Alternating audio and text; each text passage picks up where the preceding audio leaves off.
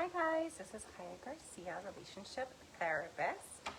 I wanted to share something that I just spoke about with a mother that I just met about her child.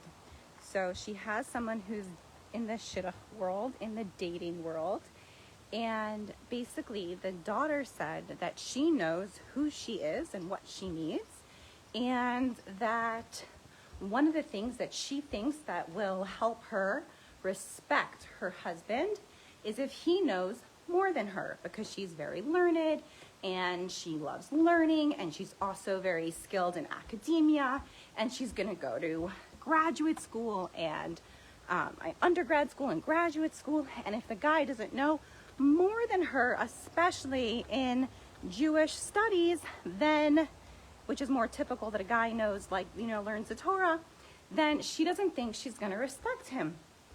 So I said, okay. But so basically, I was speaking to the mother, and I questioned the mother on whether she thought that that value was even a value that was going to keep a marriage healthy and holy and even together.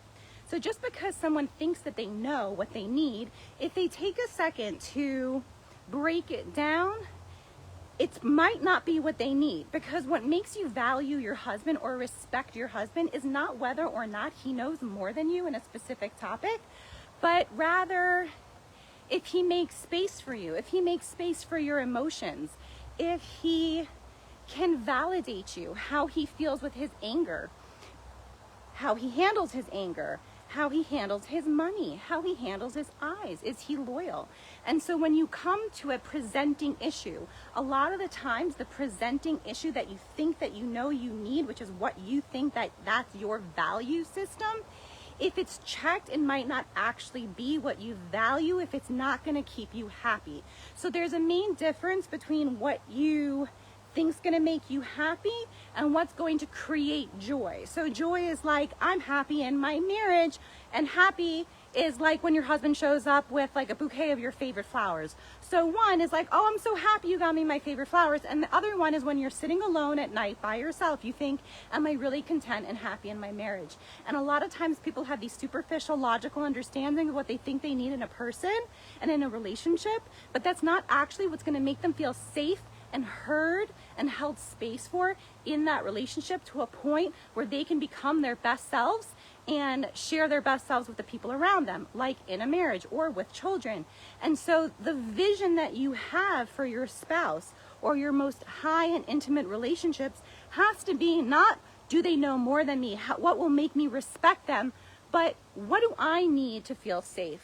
What do I need to feel like I am heard? What do I need from my husband that will make him loyal and caring and really good for my children? So when you have a deeper understanding of what makes a good husband and what makes a good father, someone who is kind and loyal and careful and gentle and slow to anger, then it doesn't matter how much he knows in a specific area, because it matters more his character.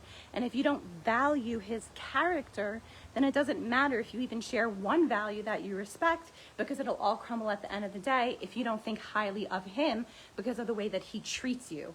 So it's not only about who he is as an individual, but who he is with you. What's your dynamic? So a lot of times people decide whether or not to go out with people based on so many external factors without even getting to know whether or not that they would be beneficial for what they need, how well they would work together, what their ideas are of how they would relate.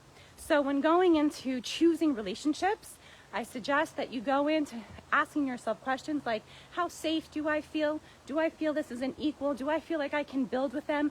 Do I feel that they value what I value in a way that I don't have to quiet, hush, or suppress my thoughts? And when you actually have a safe space where the value system is not based on specifics, but based on a relationship dynamic that allows you the space to be creative because your feelings and yourself is heard, then you can go into the next steps of actually breaking down the value systems and see if they align.